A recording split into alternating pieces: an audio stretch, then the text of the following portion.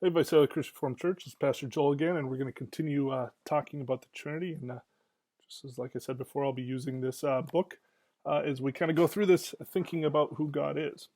I want to think a little bit about the story of these two men who were at great odds about trying to understand the nature of God. That goes way back to the 4th century. Now, way back when, in the early Christian church, the big theological debate was over the nature of God, what God was like. And in northern Egypt, in the town of Alexandria, there lived a man whose name was Arius. Now, Arius did not believe that God's Son was fully God.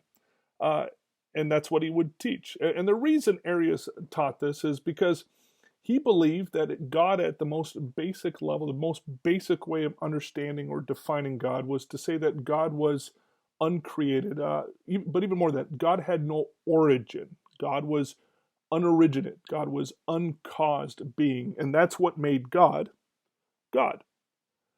But since the Son, being the Son, must have then received his being from his Father, the Son could not, by Arius' definition of what God is, be God. Because that would mean the Son was not unoriginate. In other words, that the Son had an origin. And if the Son has an origin, he could not therefore be God. Now, many people believed and were persuaded by what Arius was saying, except for this one man whose name was Athanasius.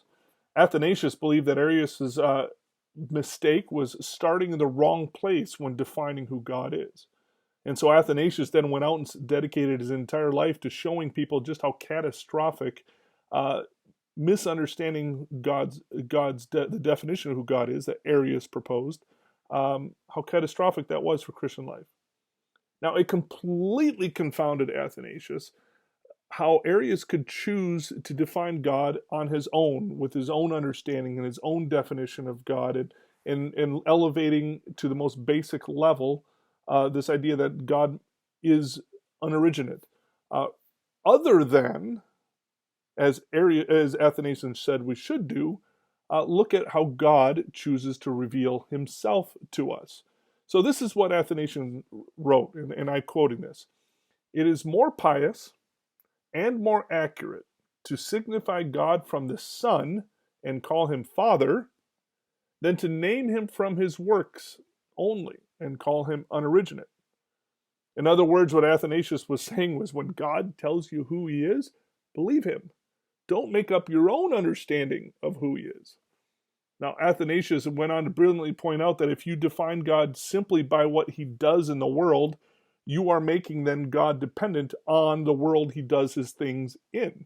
And I talked about this this last Tuesday in my reflection, and I don't want to get into it too much again, other than to say that our definition of God must be built on what the Son says of him. And the first thing that the Son says of God is that he is Father.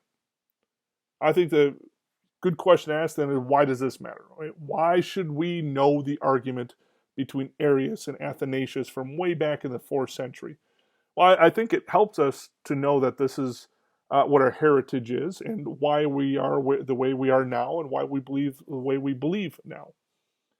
But just imagine for me a moment, if you were to hear the gospel preached to you two different ways by Arius and Athanasius.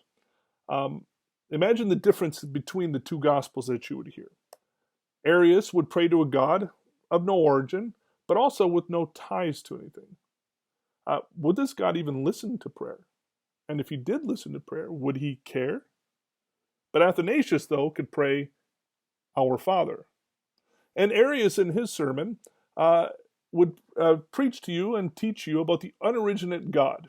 And he would philosophize about this God, and he'd have to talk about him in the abstract. And this sermon would become a lecture where you can learn and wonder about the great mysteries of God. But for Athanasius, he could tell you about a God he has a relationship with.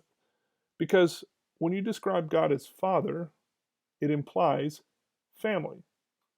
And this God who is Father is then at his core life-giving. And this is, of course, the kind of God we could love. Now, if you don't know it already, eventually the person who won this argument was Athanasius. And someone even at one point in doing an argument on the floor of synod way back when punched Arius out. And the Orthodox Church today claims as one of its three creeds, alongside the Apostles' Creed and the Nicene Creed, the Athanasian Creed. And Arianism has been rejected as heresy. But here's the thing about heresy. People believed it for a reason. And those reasons still remain today. So even though centuries ago Arianism was thrown out, Arianism in a lot of ways still is around. In a lot of ways we might think about God even if we're not aware of it. So let me tell you, beware of wanting to worship a God like the God of Arius, a God who is cold and a holy power. We are attracted sometimes to this false God because it's easier to betray a God you don't love.